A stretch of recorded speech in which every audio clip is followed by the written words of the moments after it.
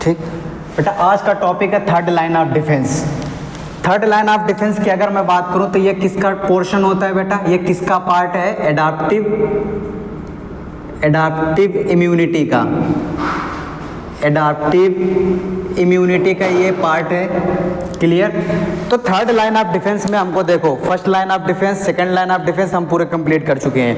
Third line of defence में क्या है बेटा, तीन चीज़ें हमको पढ़नी है। सबसे पहले बात करेंगे बेटा सेल्स की, उसके बाद अगर पूछे सेल्स में कौन सी सेल्स पढ़नी है तो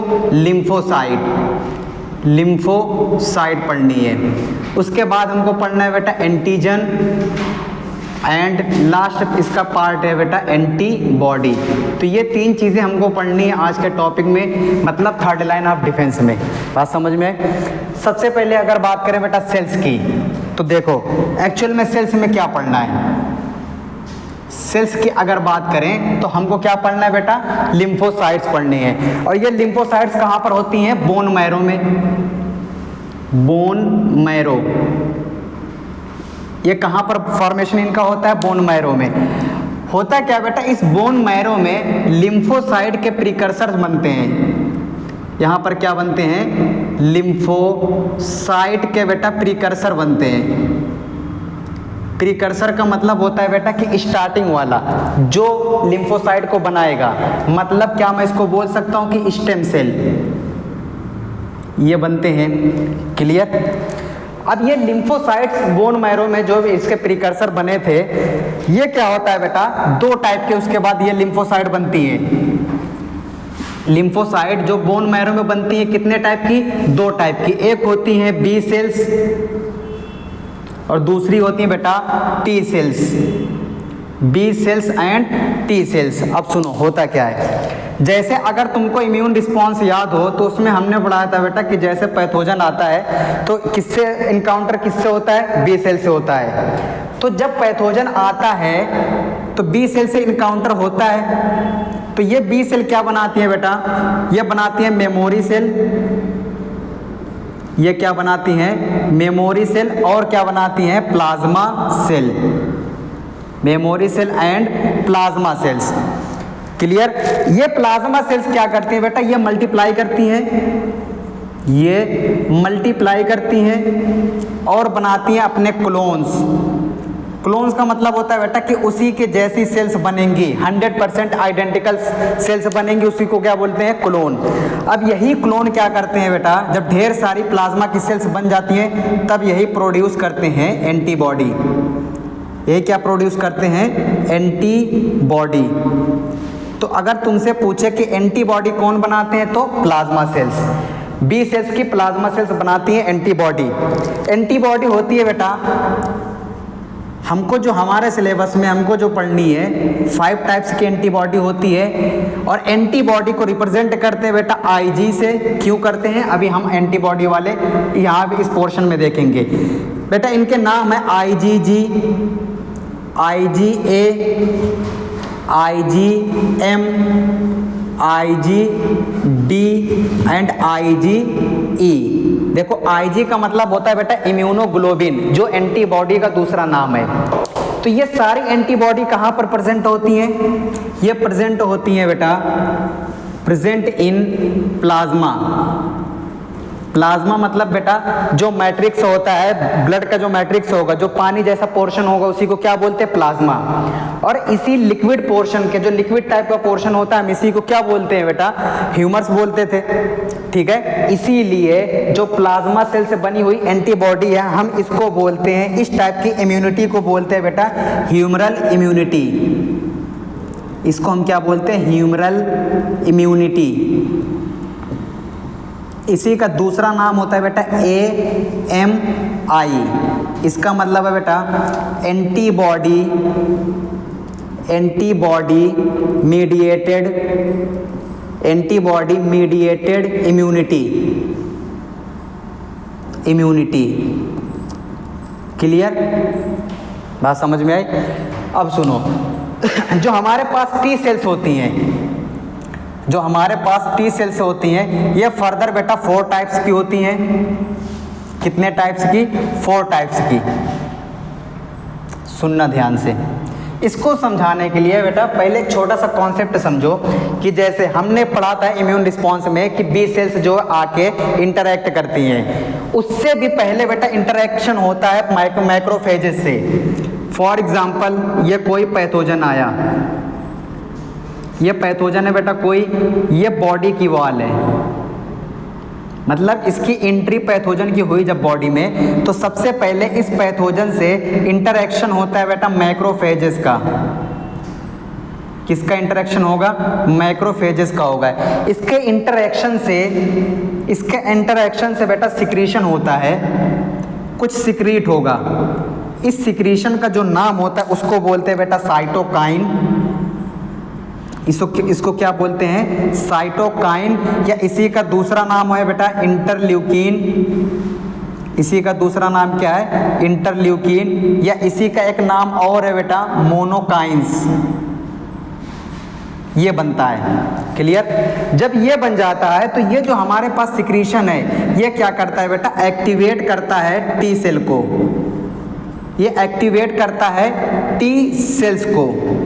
टी सेल्स के अभी हम जब टाइप पढ़ेंगे उसमें आता है बेटा एक टी एच सेल, मतलब टी हेल्पर सेल को ये एक्टिवेट करता है। तो जो हमारे पास टी सेल्स होती हैं जो फर्दर 4 टाइप्स की होती हैं। फर्स्ट स्टेप है बेटा टी हेल्पर सेल्स, जिसको हम बोलते हैं टी एच सेल।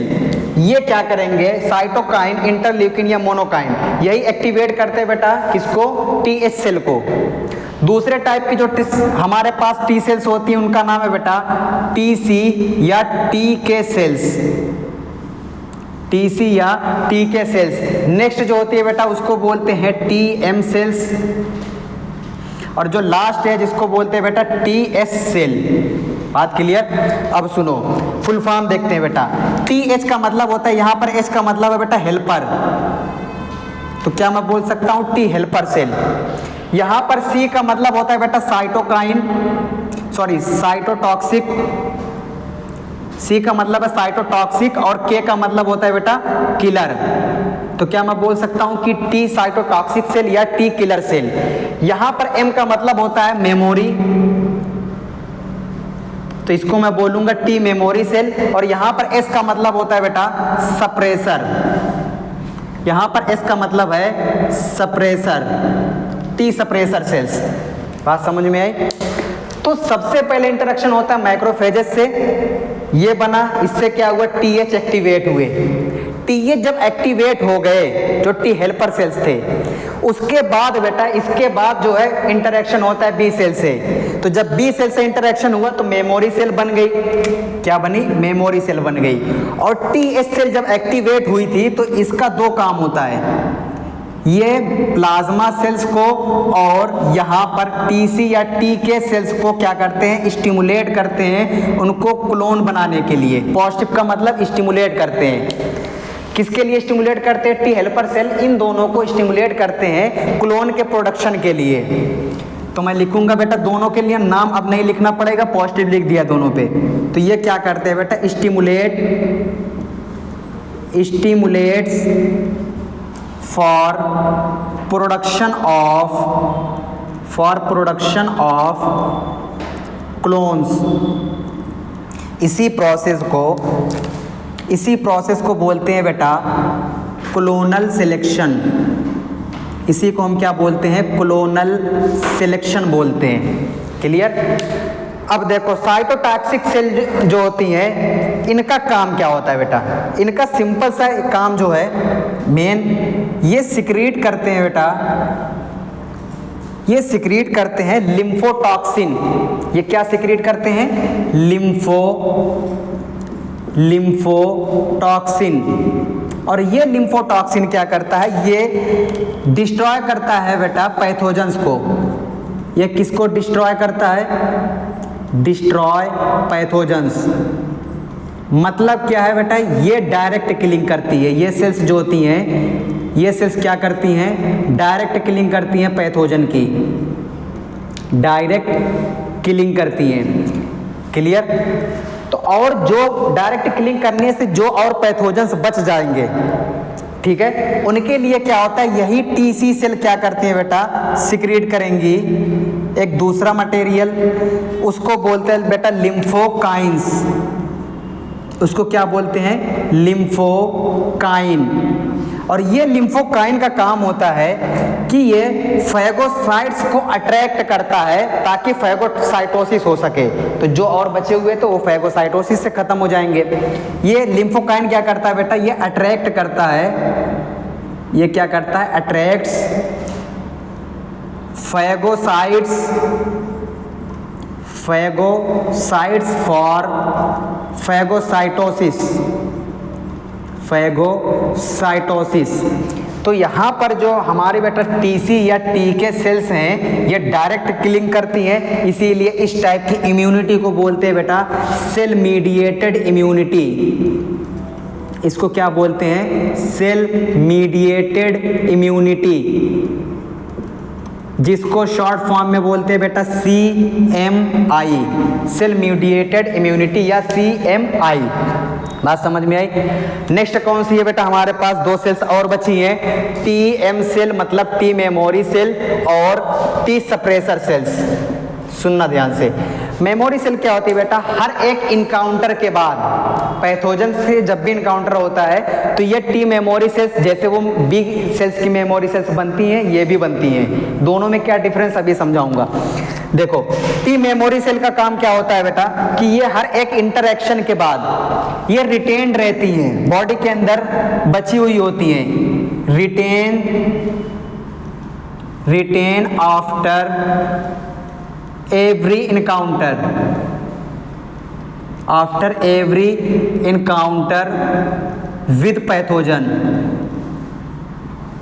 पैथोजन से जब भी बेटा इनकाउंटर होता है तो ये बन के रखी रहती है। ठीक है, उसके बाद क्या होता है बेटा कि यही काम इनका भी होता है। नेक्स्ट टाइम जब वही पैथोजन आएगा तो क्या करेंगे? उसको रिकॉग्नाइज करते हैं। लेकिन इसके अंदर एक प्रॉपर्टी और होती है कि ये क्या होते हैं बेटा? कन्वर्ट हो जाते हैं इफर्ट सेल में। ये कन्वर्ट लेटर कुछ सालों के बाद बेटा, लेटर के आगे ब्रैकेट में मैं ईयर से लिख रहा हूं, कुछ सालों के बाद ये कन्वर्ट हो जाते हैं किसमें? इफेक्टर सेल में ये कन्वर्ट हो जाते हैं। और ये इफेक्टर सेल क्या होते हैं बेटा? किसी एक स्पेसिफिक पैथोजन मतलब जिसके लिए मेमोरी सेल बनी थी, ये उससे क्या करते हैं बेटा? इंटरैक्ट करते हैं। इंटरैक्शन का मतलब क्या होता है? ये उसको पहचानेंगे, फिर उससे फाइट होगी इनकी। तो ये इफेक्टर सेल का काम क्या होता है बेटा? Interacts with specific pathogen. Specific pathogen कहने का मतलब क्या है बेटा कि क्या सभी पैथोजन से ये इंटरेक्शन करेंगे? नहीं, जिससे ये बने थे, जिसके इंटरेक्शन से ये मेमोरी सेल बनी थी, वही जब सेम टाइम वो जब वही सेम पैथोजन दूसरे टाइम आएगा बेटा, दूसरी बार आएगा, तब ये उससे इंटरेक्शन करेंगे। देखो लास्ट है TS मतलब टी सप्रेसर सेल्स। इसका काम क्या होता है? कोई पैथोजन आया, पैथोजन के आने के बाद क्या होगा बेटा? हमारी इम्यूनिटी जो है इनहेंस हुई ना, मतलब क्या है? वो एकदम से एक्टिव हो गई, अपने काम कर रही है। तो जब वो केस सॉल्व हो गया, तो केस के सॉल्व होने के बाद अगर यही इम्यूनिटी जो है कंटिन्यू ऐसे बनी रही तो हमारी सेल्स डैमेज होने लगेंगी। तो ओवरऑल इम्यूनिटी को सप्रेस करने का काम होता है बेटा TS सेल का। तो टी सप्रेसर सेल जो होती है क्या करती है बेटा? Suppress overall immunity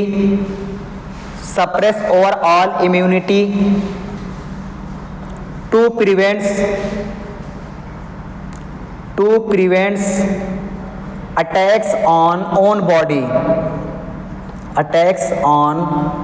own body cells।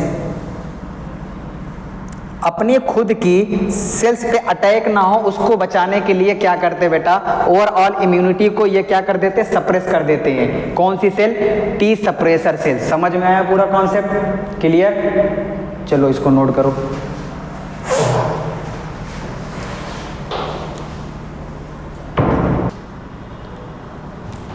सुनो बेटा कि यहाँ पर जो TS सेल्स होती हैं इनके ऊपर एक स्पेशल टाइप के रिसेप्टर्स प्रेजेंट होते हैं जिनको बोलते हैं CD4 रिसेप्टर।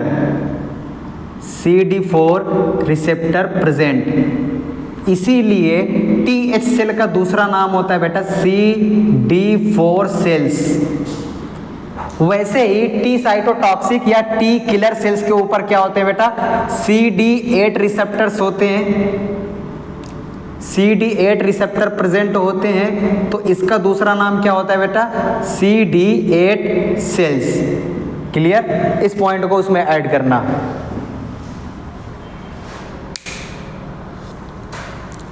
सुनो बेटा, नेक्स्ट टॉपिक है हमारा एंटीजन। अब सुनो, एंटीजन होता क्या है। एंटीजन, सुनो, एंटीजन के नाम में बेटा इसकी डेफिनेशन छुपी हुई है। इसका मतलब क्या है, एंटी मीन्स हो जाएगा बेटा, यहाँ पर एंटी मीन्स अपोजिट नहीं समझना है हमको, अगेंस्ट नहीं समझना है। एंटी मीन्स बेटा एंटीबॉडी, एंटीबॉडी, और जेन मतलब जेनेसिस। जेन मतलब बेटा जेनेसिस मतलब फॉर्मेशन या production, production.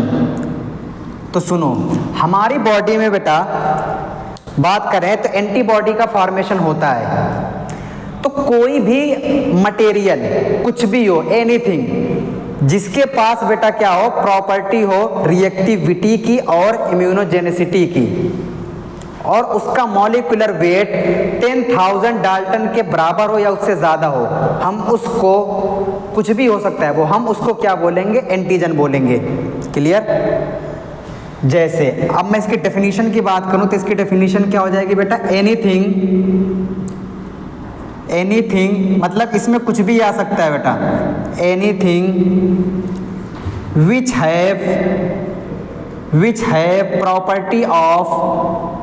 which have property of reactivity and immunogenicity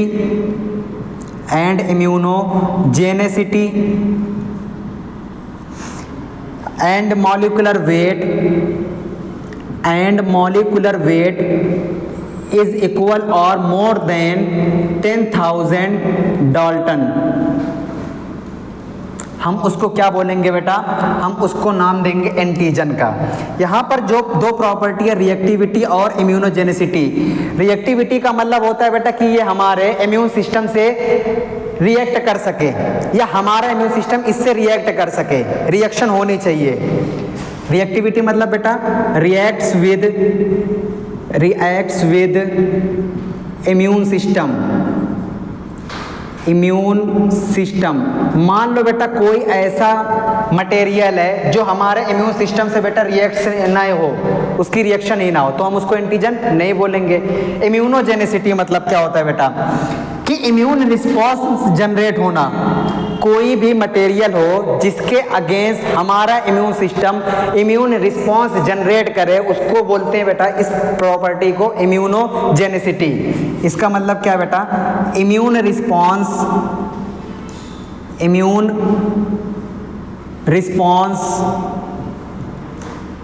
generate bye immune system. तो जिसके अगेंस्ट बेटा होगा उसी को हम क्या बोलेंगे, एंटीजन बोलेंगे। और उसका मॉलिक्यूलर वेट कितना होना चाहिए, 10,000 डाल्टन के इक्वल या उससे ज़्यादा होना चाहिए, हम उसको क्या बोलते हैं, एंटीजन बोलते हैं। एंटीजन का दूसरा नाम होता है बेटा, एंटीजन का दूसरा नाम होता है एग्लूटिनोजेन। क्लियर। सुनो, अब हम बात करें अगर बेटा एंटीजन के टाइप्स की, तो एंटीजन जो यहाँ पर होता है दो टाइप का होता है। एंटीजन जो है हमारे पास है बेटा दो टाइप का है। एंटीजन के अगर टाइप्स की बात करें तो ये दो टाइप के होते हैं। कौन कौन से, एक तो हमारे बॉडी के अंदर होगा, हमारी बॉडी का मतलब खुद का होगा, जिसको हम सेल्फ बोलेंगे, सेल्फ एंटीजन। और अगर कोई फॉरेन पार्टिकल आ रहा है और वो एंटीजन का काम कर रहा है हमारी बॉडी में, जिसके अगेंस्ट एंटीबॉडी बन रही है, तब हम उसको क्या बोलेंगे बेटा, फॉरेन एंटीजन, फॉरेन एंटीजन। तो एंटीजन दो टाइप के, सेल्फ एंटीजन और फॉरेन एंटीजन। अब सेल्फ एंटीजन की अगर बात करें तो ये फर्दर दो टाइप के होते हैं। ये कितने टाइप के बेटा, दो टाइप के। एक वो होते हैं जो हमारे ब्लड में प्रेजेंट होते हैं और एक वो होते हैं जो हमारी सेल्स या टिश्यू में प्रेजेंट होते हैं। तो कितने बेटा, एक है प्रेजेंट इन ब्लड, ठीक। दूसरे कौन से होते हैं, प्रेजेंट इन सेल्स और टिश्यू, प्रेजेंट इन सेल्स और टिश्यू। सर ये फॉरेन वाले, बेटा फॉरेन का कुछ भी आए हमको उसके बारे में ज़्यादा नहीं पढ़ना है। फॉरेन पार्टिकल कुछ भी हो, मॉलिक्यूल हो, कोई केमिकल्स हो, कोई लिविंग ऑर्गेनिज्म हो, कुछ भी हो जिसके पास ये प्रॉपर्टी होगी, हम उसको बोलेंगे क्या, फॉरेन एंटीजन। हम उसको नाम क्या देंगे, फॉरेन एंटीजन। देखो जो सेल्फ एंटीजन है दो टाइप का, एक होता है ब्लड में प्रेजेंट होता है, दूसरा किसमें, सेल्स या टिश्यू में। सेल्स की ग्रुपिंग को तो टिश्यू बोलेंगे। अब सुनो, जो ब्लड के अंदर प्रेजेंट होता है बेटा, ये 3 टाइप के होते हैं। जो ब्लड के अंदर प्रेजेंट होते हैं ये 3 टाइप के होते हैं। कौन कौन से, एंटीजन ए, एंटीजन बी और RH एंटीजन, है ना। और ये तीनों प्रेजेंट होते हैं बेटा आरबीसी की सरफेस पे, present on surface of RBC, surface of RBC, clear. और यहां पर जो हमारे पास है बेटा, जो दूसरे टाइप के जो सेल्स या टिश्यू में प्रेजेंट होते हैं, ये भी फर्दर 2 टाइप के होते हैं। ये भी फर्दर कितने टाइप के हैं बेटा, 2 टाइप के। एक का नाम है बेटा MHC फर्स्ट, दूसरे का नाम है MHC सेकेंड। अब यहाँ पर बात आती है MHC का मतलब क्या होता है। MHC का सिंपल सा मतलब है बेटा, इसके फुल फॉर्म की अगर बात करें, मेजर हिस्टोकम्पैटिबिलिटी कॉम्प्लेक्स। इसका फुल फॉर्म क्या हो जाएगा, मेजर हिस्टोकम्पैटिबिलिटी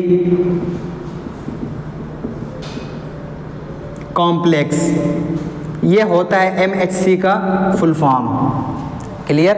अब सुनो, बात करें बेटा MHC फर्स्ट की, तो ये प्रेजेंट होते हैं हमारे बॉडी की जितनी भी सेल हैं सब में, एक्सेप्ट आरबीसी। और आरबीसी तुमको पता होगा बेटा ये क्या होती हैं, ए न्यूक्लिएटेड होती हैं। तो क्या मैं ये बोल सकता हूँ कि MHC जो होते हैं सभी न्यूक्लिएटेड सेल में प्रेजेंट होते हैं। दोनों तरीके से मैं इसको लिख सकता हूँ। MHC फर्स्ट का मतलब क्या है, present in all cell, present in all cells except RBC, except RBC. क्यों, क्योंकि आरबीसी पे तो ये वाले हैं जो ब्लड में होते हैं। और अगर बात करें बेटा MHC जो सेकेंड है, ये प्रेजेंट होते हैं, ये बेटा प्रेजेंट होते हैं, प्रेजेंट इन APCs। APC का फुल फॉर्म होता है बेटा एंटीजन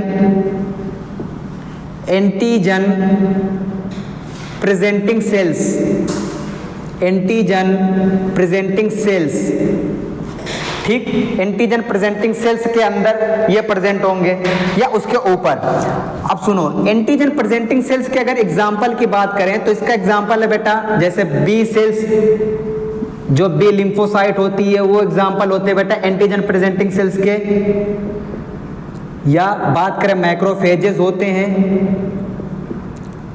नेक्स्ट है बेटा डेंड्राइटिक सेल्स होती हैं, डेंड्राइटिक सेल्स होती हैं, क्लियर। ये सब एग्जांपल है उसके। सुनो,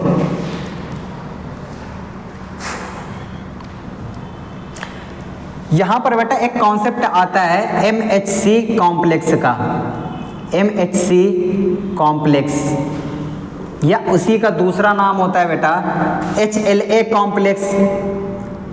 तो दोनों साथ में ही है, HLA या MHC कॉम्प्लेक्स। HLA का फुल फॉर्म होता है बेटा ह्यूमन ल्यूकोसाइट एंटीजन, MHC का full form major histocompatibility complex. सुनो, यहाँ पर बात करें बेटा, ये होता क्या है, जैसे कोई भी सेल्स अगर हो, हमारी बॉडी की कोई भी सेल हो बेटा, तो उसके अंदर क्रोमोसोम तो होंगे ही। हम डिप्लॉयड ऑर्गेनिज्म है तो हमारे पास क्रोमोसोम जो होते हैं बेटा पेयरिंग में प्रेजेंट होते हैं। ये मान लो मैंने एक पेयर बनाया और ये है 6th क्रोमोसोम, ये क्रोमोसोम नंबर है बेटा 6। 6 क्रोमोसोम। तो क्रोमोसोम के ऊपर क्या होता है, ऐसे जीन्स प्रेजेंट होते हैं। तो ये जो जीन का अरेंजमेंट है बेटा 6 क्रोमोसोम पे, ये जो जीन का अरेंजमेंट है इसको बोलते हैं हैप्लोटाइप्स। इसका जो अरेंजमेंट है, arrangement of gene binding, arrangement of gene binding, इसको क्या बोलते हैं बेटा, हैप्लोटाइप्स। हैप्लोटाइप्स। तो कोई भी सेल हो, 6th क्रोमोसोम की बात कर रहे हैं, उस पे जो जीन का अरेंजमेंट है, ठीक है।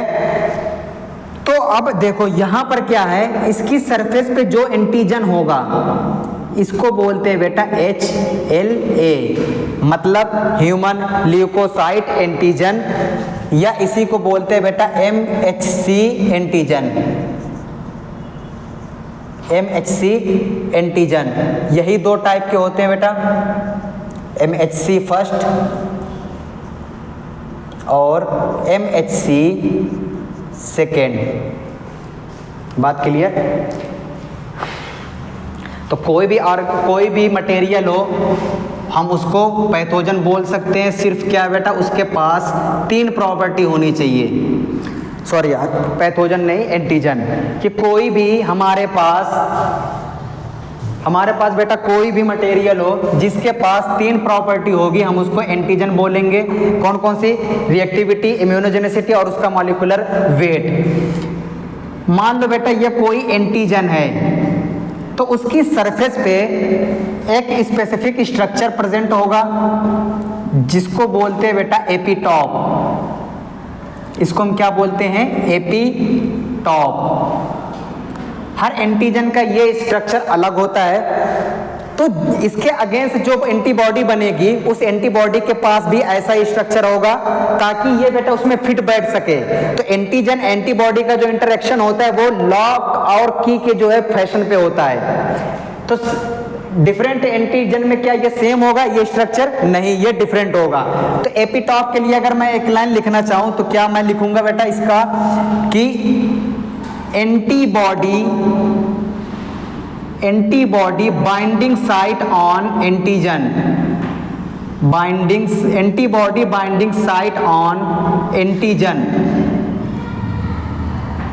एंटीजन के ऊपर प्रेजेंट एंटीबॉडी बाइंडिंग साइट, उसी को क्या बोलते हैं बेटा, एपीटॉप बोलते हैं। बात समझ में आई। इसी के जैसा बेटा बनेगा हमारे पास कुछ स्ट्रक्चर जो है एंटीबॉडी पे, जिसपे ये लॉक और की और लॉक के फैशन में ये इंटरेक्ट करेंगे, आपस में फिट बैठेंगे। तो हर एक एंटीजन के ये अलग होते हैं, ठीक है। लिखो बेटा यहाँ तक लिख चुके हो तुम पूरा। सुनो लास्ट टॉपिक है बेटा इस 3rd लाइन ऑफ डिफेंस का, एंटीबॉडी। लास्ट टॉपिक है बेटा एंटीबॉडी। एंटीबॉडी का दूसरा नाम होता है बेटा इम्यूनोग्लोबिन। इम्यूनोग्लोबिन, देखो ग्लोबिन मतलब प्रोटीन हो गया, इम्यूनो मतलब इम्यूनिटी। तो हमारी इम्यूनिटी से जो ग्लोबिन मतलब प्रोटीन बनेगी हम उसको क्या बोलेंगे, इम्यूनोग्लोबिन। इसीलिए एंटीबॉडी को हम किससे डिनोट करते हैं बेटा, आईजी से। इसीलिए हम इसको किससे डिनोट करते हैं, आईजी से। क्लियर। इसका एक नाम और है एंटीबॉडी का,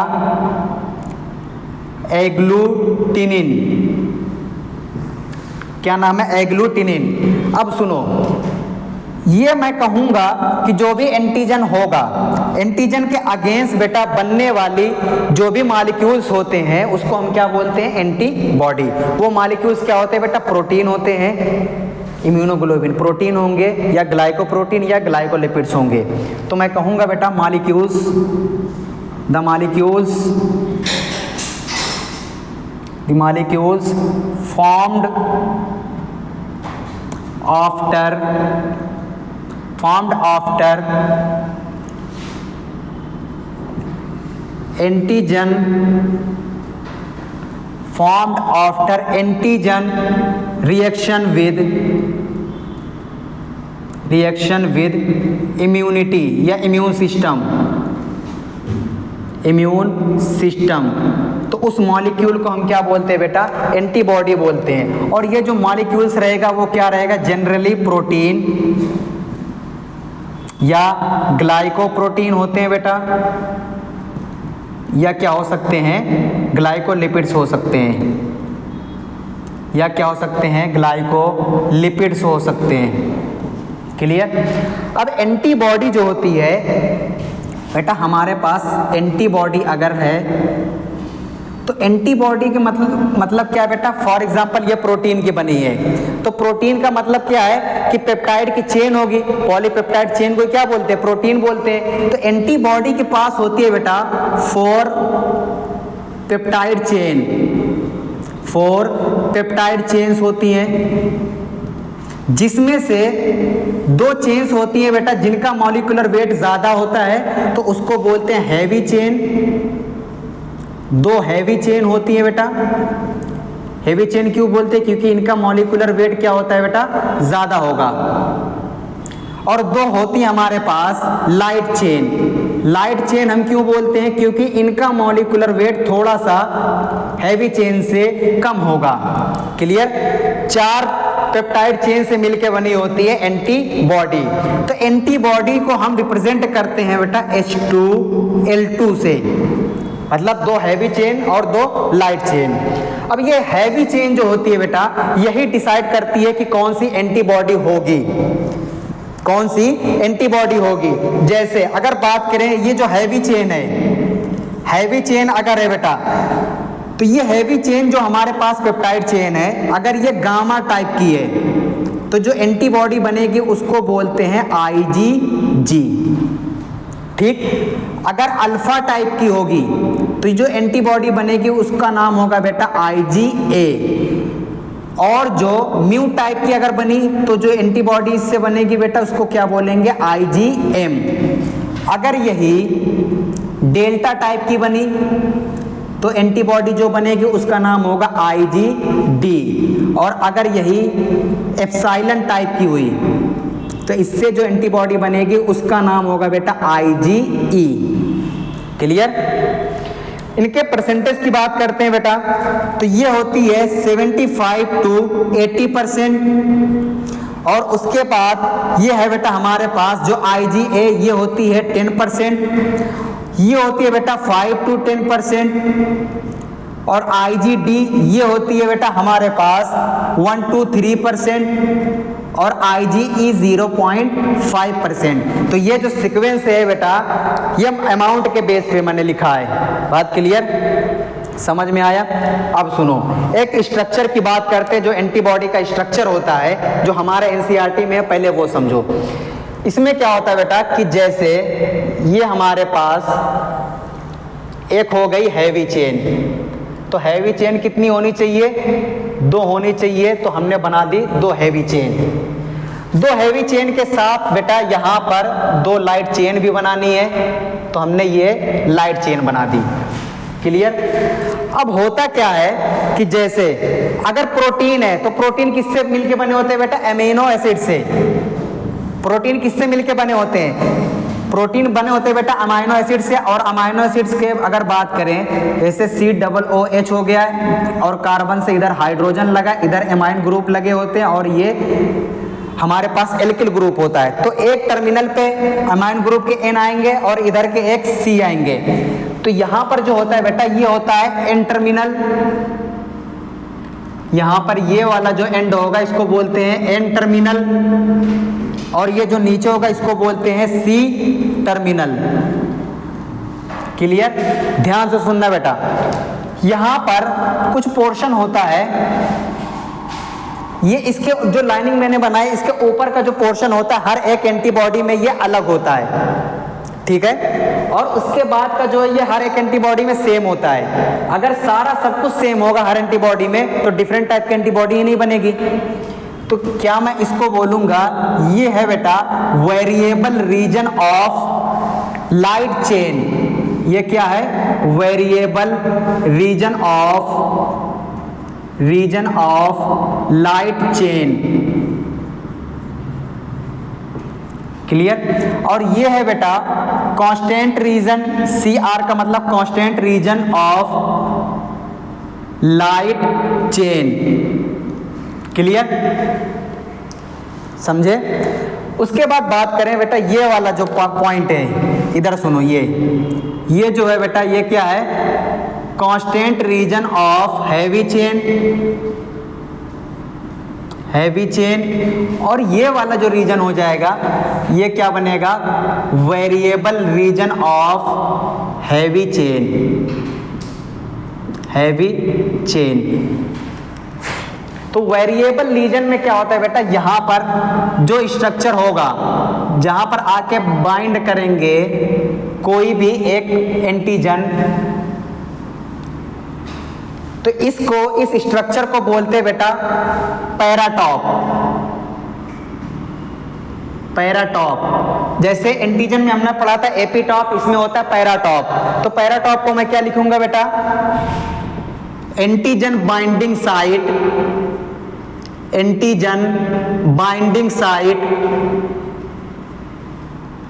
binding site on antibody, on antibody. Antibody के ऊपर जो होती है एंटीजन के बाइंड करने की साइट, उसको बोलते हैं पैराटॉप। इसमें क्या होता है बेटा? इनको आपस में कनेक्ट करने के लिए इन चेन्स को डाइसल्फाइड के बॉन्ड पाए जाते हैं। किसके? डाइसल्फाइड के बॉन्ड पाए जाते हैं। डाइसल्फाइड मतलब इसमें 2 सल्फर होंगे।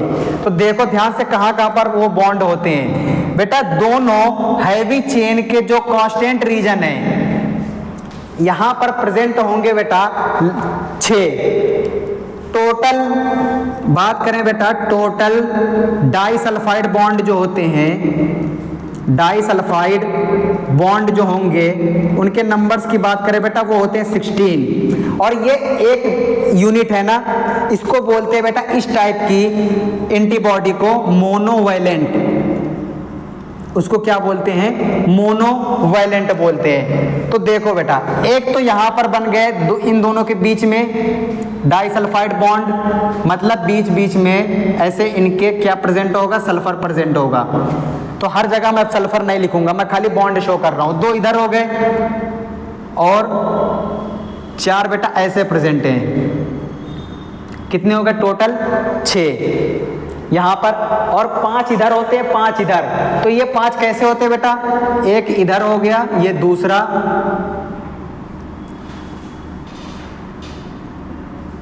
एक इधर, ये एक इधर, 2 हो गए बेटा, ये 3, ये 4 और ये 5।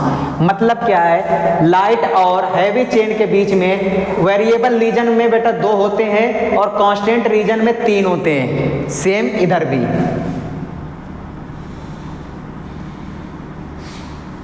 तो ये टोटल कितने बॉन्ड हो गए डाइसल्फाइड बॉन्ड बेटा? 16। और एक यूनिट है इस टाइप के एंटीबॉडी को हम क्या बोलते हैं बेटा? मोनोवैलेंट बोलते हैं। क्लियर, बात समझ में आई? एंटीबॉडी। अब सुनना, टाइप्स ऑफ एंटीबॉडी जो हमने लिखा है ना, इनके बारे में बस थोड़ा थोड़ा 2-2 पॉइंट जानना है। कुछ बातें, जैसे टाइप्स ऑफ एंटीबॉडी की बात करें, टाइप्स ऑफ एंटीबॉडी, एंटीबॉडी के टाइप्स की बात करें बेटा तो हमारे पास कितने टाइप की है? 5 डिफरेंट टाइप की। कौन कौन सी? IgG,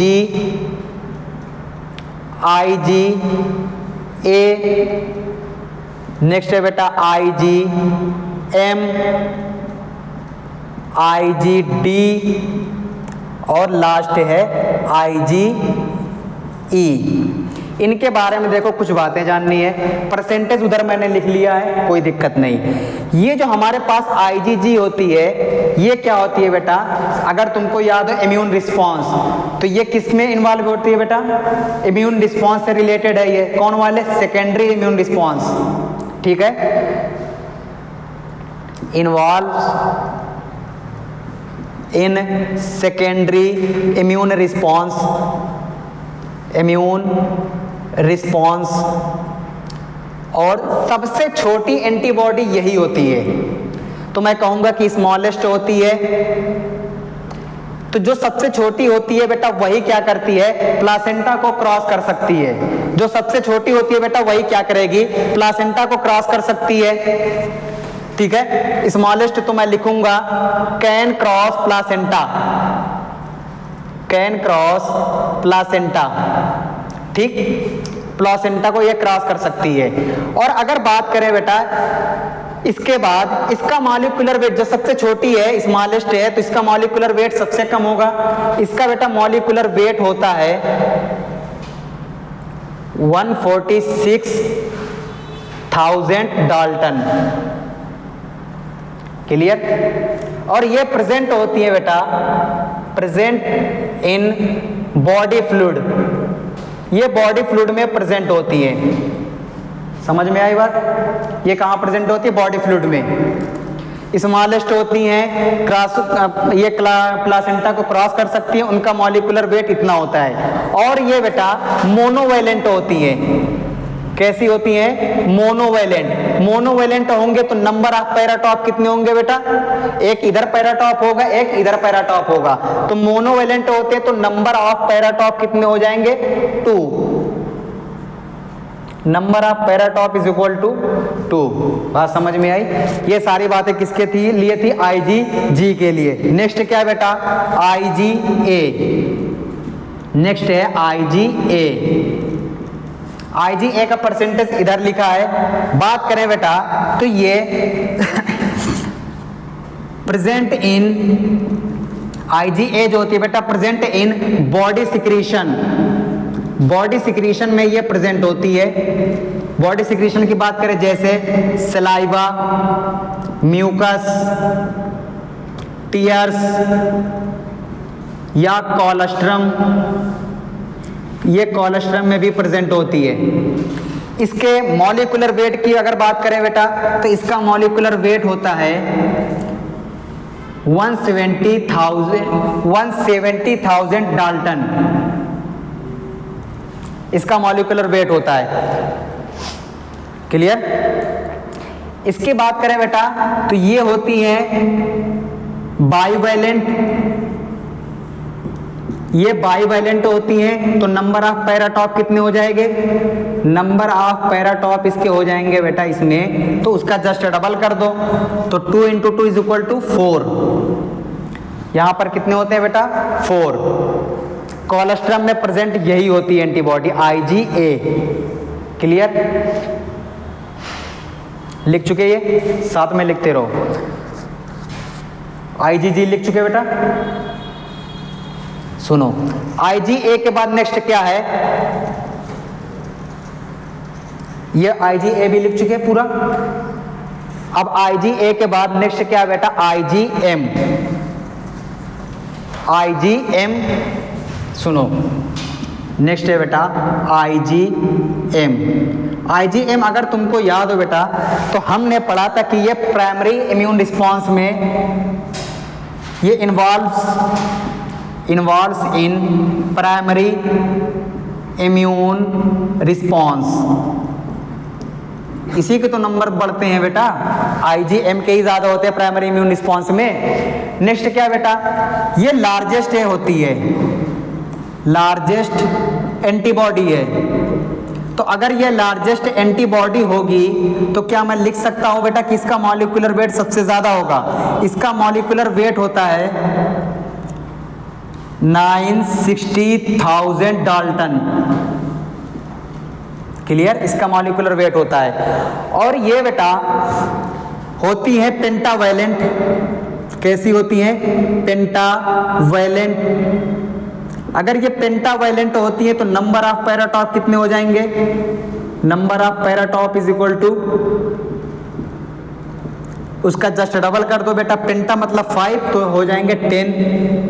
ये लार्जेस्ट होती है एंटीबॉडी, ये लार्जेस्ट एंटीबॉडी होती है। और ये प्रेजेंट होती है बेटा सीरम में। कहां पर? सीरम में और बी लिम्फोसाइट में। तो present in serum and B lymphocytes, clear. Next है हमारे पास बेटा IgD, मतलब एंटीबॉडी D। IgD की बात करें तो ये क्या बेटा? इसका मॉलिक्यूलर वेट होता है इसका मॉलिक्यूलर वेट 185,000 डाल्टन, और ये प्रेजेंट होती है बेटा, present in B lymphocyte, present in B lymphocytes.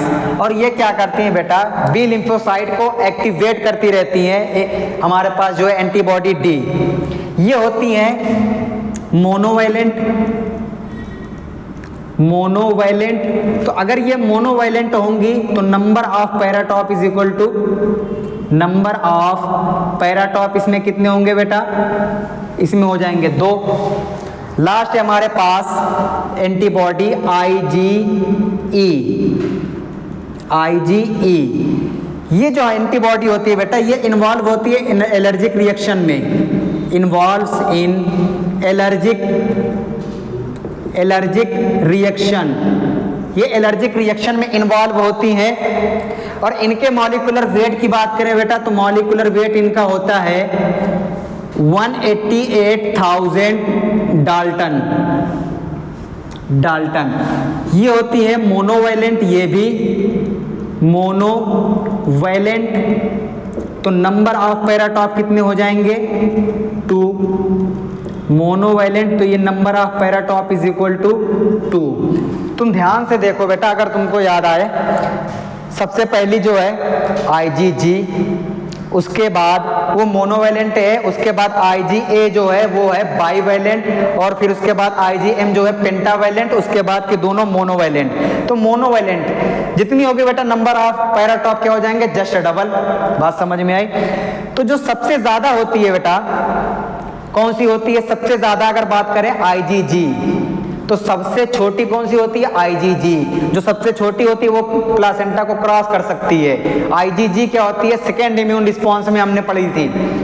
IgM की बात करें बेटा, ये लार्जेस्ट होती है। लार्जेस्ट होती है तो ऐसे याद रख लेना, सबसे ज्यादा जो है, जो यूनिट्स होती हैं प्रेजेंट होंगी, सबसे ज्यादा इसी में होंगी, पेंटावैलेंट। नंबर ऑफ पैराटॉप कितने हो जाएंगे बेटा, 10। मॉलिक्यूलर वेट भी सबसे ज्यादा इसी का होगा, 960,000।